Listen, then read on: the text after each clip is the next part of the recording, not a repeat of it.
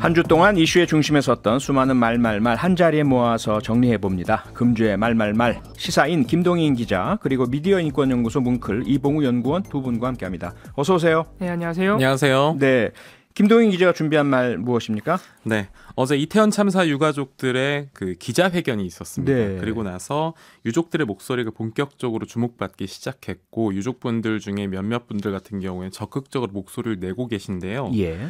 어젯밤에 고 이지한 씨의 어머니 조미은 씨가 KBS 뉴스에 출연해 남긴 말이 오늘 종일 화제였습니다. 네. 많은 분들께서 공감하시고 또 그 어머님께서 말씀하시는 어떤 내용도 내용이지만 네. 어떤 톤이라고 해야 되나요? 자식을 잃은 슬픔이라는 것을 우리가 어떻게 보면 뭐 100% 이해할 수는 없겠죠. 하지만 그렇죠. 그 목소리가 주는 울림이 매우 컸던 하루였던 것 같고요. 예. 관련된 말부터 먼저 좀 들어보겠습니다. 네. 저는 제 슬픔이 가장 슬픈 슬픔이라고 생각을 했는데 어렵게 유가족들을 만나서 연락이 돼서 만나보니 제가 슬픈 건 슬픈 것도 아니었더라고요. 다른 분의 슬픔이 제 슬픔보다 훨씬 더 깊었어요. 저희 아이들이 어떻게 죽었는지, 몇 시에 갔는지, 어느 병원에 있었는지 제대로 된 과정을 아는 분이 부모조차도 없어요. 왜 나라에서 그런 과정, 사소한 과정조차도 부모에게 설명을 해주지 않는 거죠. 그나마 지한이는 휴대폰을 갖고 있었기 때문에 연락이 금방 된 것 같아요.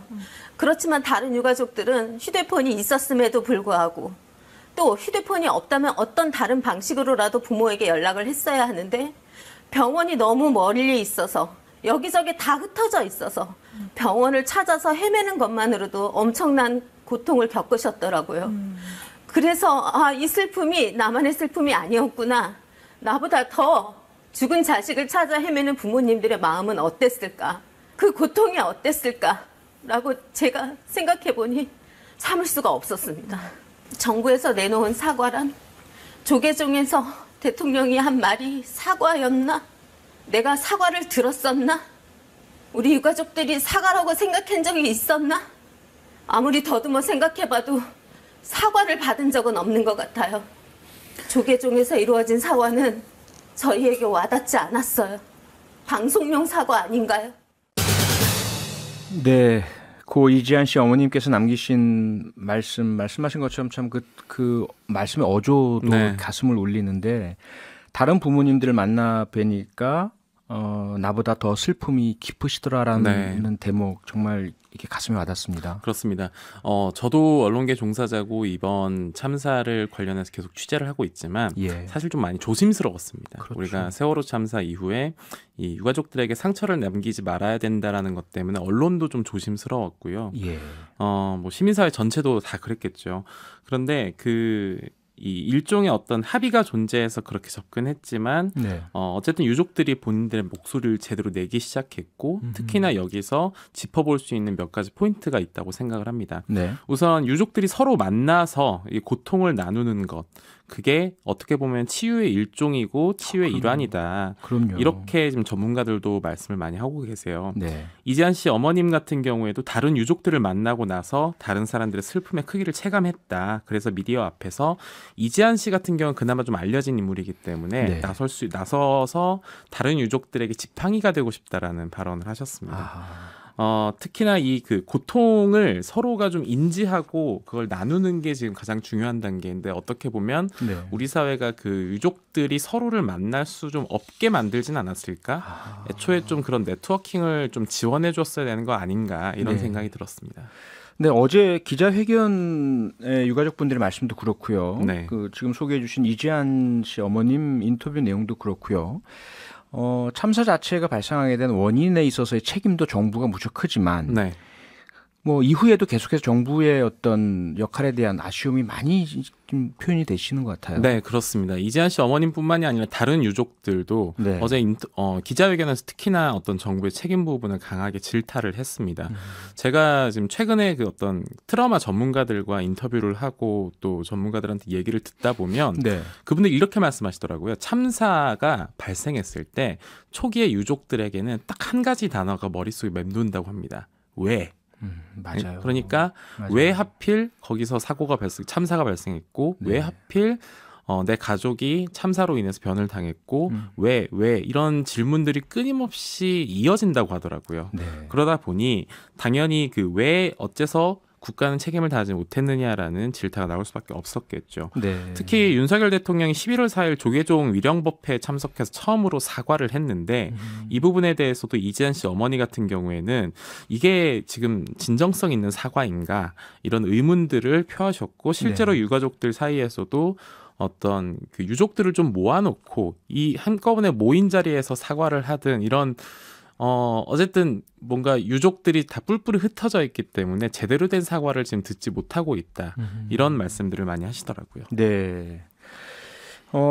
사실 뭐 사과라는 게 이봉우 연구원 우리가 흔히들 그동안 보았던 게 특히나 뭐 정치인들이나 높은 분들은 정작 사과를 해야 할 대상자는 만나지도 않고 그분들에게는 어떤 의사 표시도 하지 않고 힘을 가진 유권자, 국민, 다수를 향해서 또는 뭐 높은 분을 향해서 주로 사과를 해오지 않았습니까? 그렇습니다. 이제는 안 그랬으면 좋겠는데 그렇죠? 그렇습니다. 이 어제 유족분들의 인터뷰로 유족분들의 목소리 직접 들으니까 네. 아까 김동인 기자님도 이제 언론인으로서 굉장히 신중하게 접근할 할 수밖에 없는 부분 그렇죠. 이런 점 말씀해 주셨는데 네.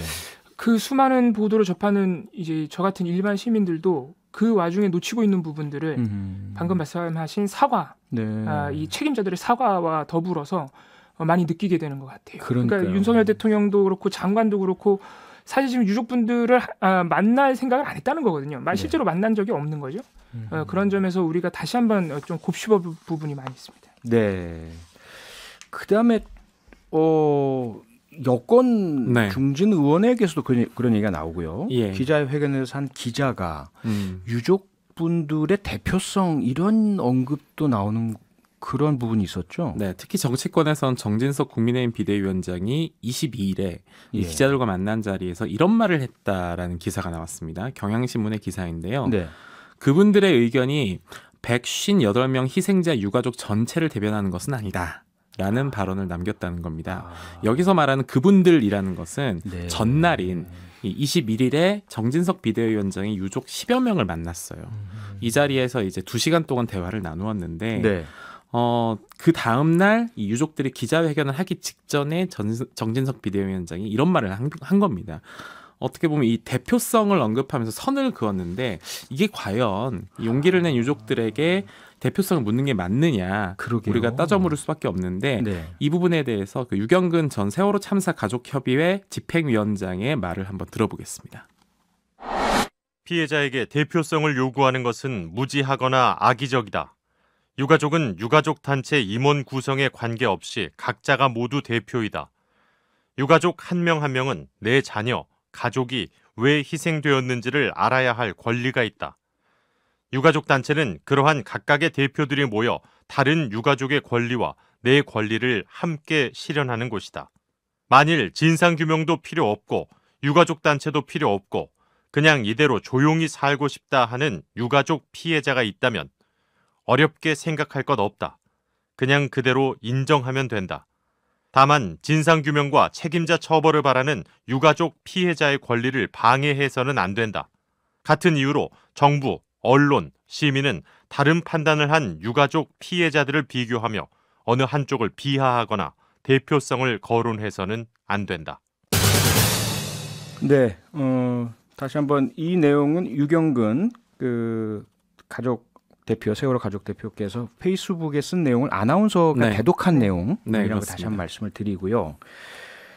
사실 좀 그렇네요. 우리가 정치인이라고 하면 그래도 네. 그 상처 입은 분들의 마음을 조금이라도 공감하는 능력이 가장 기본적인 자질일 텐데 그렇죠. 대표성을 언급을 하고 바로 전날 만났는데 그렇게 하시는 건 아니지 않습니까? 네. 기자회견에서도 한 기자가 네. 오늘 유가족이 몇 명 왔냐, 뭐 다른 분들 목소리도 이제 요구사항에 반영이 되었느냐, 대표성을 어떻게 봐야 되느냐 이런 질문을 남겼어요. 네. 이 기자의 질문에 대한 글이 지금 방금 들으신 유경근 전 집행위원장의 글이었던 겁니다. 네. 문제는 용기 내에 나서는 분들한테 우리가 과연 당신은 과반 이상의 대표성을 갖는 말을 하고 있습니까? 라고 물을 수 있느냐는 거예요. 유가족 한 분 한 분에게 지금 모두가 사실 참사로 가족을 잃은 어떻게 보면은 이 피해자 일 수밖에 없기 때문에 네. 그들의 어떤 말에서 우리가 과반을 따지거나 숫자를 따질 수는 없는 노릇이죠. 그렇죠. 게다가 그렇죠. 애초에 서로 모여 있는 상태에서 이 만나서 대표성을 어떻게 만들었느냐라면 모르겠는데 그런 상황이 아니었지 않습니까? 네, 서로가 조금씩 모이고 있는 와중이다. 네. 그리고 아직까지도 사실은 누가 어떻게 피해자이고 또 어떻게 보면 어떤 유족이 있는지를 아무도 모르는 상황에서 네. 지금 대표성을 물을 시간 혹은 대표성을 따질 만한 사안은 아니라고 봅니다. 우리 정치권에서 그러게요. 자꾸 이렇게 참사나 과거 네. 국가폭력 희생자들에 대해서 뭐 진짜 유족, 아하. 뭐 가짜 유공자 이런 프레임이 계속해서 반복돼서 나온다는 뭐 건 순수한이란 표현도 그렇습니다. 쓰고요. 순수한 네. 유족 뭐 이런 네. 반성해 볼 대목입니다. 그러니까요. 참 가슴이 아프고 안타깝네요. 이렇게 유가족들께서 현재 수사의 문제를 제기하면서 국정조사 요구까지 해오고 계시고요. 그런 상황에서 지금 과연 경찰 특수본 수사는 어떻게 진행되고 있는지 오늘 고발인 조사를 마치고 돌아온 고진영 소방노조 위원장 말씀을 좀 들어보겠습니다. 대한민국 공무원노조 총연맹 고진영 소방노조 위원장 연결해 보겠습니다. 고진영 위원장님 연결되어 계시죠? 예, 안녕하십니까. 네네, 안녕하십니까. 예, 예.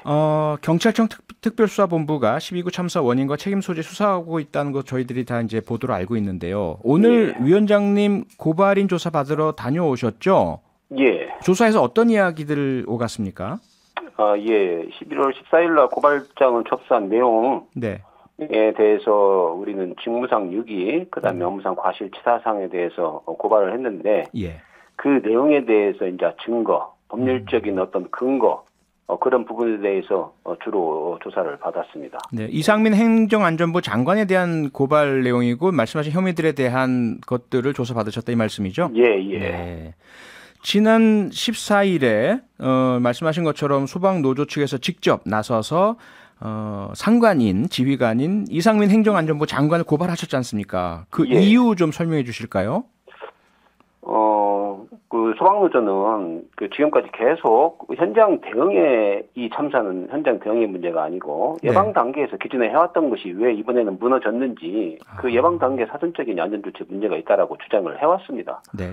그런 측면을 봤을 때 우리 재난안전법상 이상민 행안부 장관은 국가나 지방자치단체에서 행해지는 네. 재난이나 안전 내 총괄 책임하는 권한이 있거든요. 네. 그래서 예방 단계에서 총괄 권한이 있는 행안부 장관에 대한 직접적인 수사, 그다음에 철저한 수사만이 이 참사에 대해서 진상을 밝히고 정확한 재발 방지를 위한 조건이 될 수 있다. 그래서 이상민 행안부 장관을 고발 조치하였습니다. 네. 위원장님께서 이제 기자회견에서 그동안 이 참사의 근본적인 원인과 재발 방지를 위한 수사는 없었다. 이런 말씀 하셨지 않습니까? 예, 예. 지금까지 수사를 쭉 지켜보시면서 여전히 아직 많이 미진하다. 이렇게 보십니까? 그렇죠. 14일 날 우리가 고발한 이후에 변화된 사항이 조금 있었기는 했습니다. 네. 행안부에 대한 압수수색도 있었고 네. 서울시나 그런 부분에 압수수색이 있었는데 예. 여전히 중요한 부분은 이상민 행안부 장관의 집무실은 압수수색에서 빠졌거든요. 네. 어떻게 보면 최고 권한이 있고 직접적으로 수사가 이루어져야 하는 행안부 장관에 대한 지휘 라인의 어떤 수사가 미진하고 네. 여전히 현장에서 활동했던 소방 공무원들은 현장에 출동했던 대원들 하나하나 전부 다 휴대용 무전기까지 압수수색에서 조사하고 있거든요. 네. 여전히 그래서 진천이 없는 거나 마찬가지다. 아. 현장에서 대응하는 수준의 어떤 수사만이 이루어지고 있다. 그렇게 판단을 하죠. 네. 오늘 조사를 받으시면서 어떻습니까? 조금 변화가 감지되시던가요? 아니면 여전히 지금 말씀하신 것처럼 현장 일선 실무자들 대상으로만 수사가 이루어지는 분위기로 보셨습니까? 오늘 조사에서는 특별하게 앞으로 수사가 철저히 이루어지겠다 그런 부분은 인지하지는 못했습니다. 네. 단지 이 사건에 대한 고발한 내용에 대해서 경찰에서도 심각성을 매우 깊게 느끼고 있구나. 내용에 대해서 어떤 철저한 분석이 있고 검토를 하고 있다라는 분위기는 느꼈습니다. 아, 그렇습니까? 네. 예. 네, 특히 지금 일반 시민분들께서도 가장 의아하게 생각하시는 것이 최성범 서울 용산 소방서장이 피의자로 입건된 부분인데요. 지금 경찰이 밝힌 사유 혐의는 사고 직후에 적절한 대응을 하지 않아서 인 것으로 그래서 인명피해를 키웠다 이렇게 지금 저희들이 파악을 하고 있습니다. 이 부분에 대해서는 어떤 입장이십니까?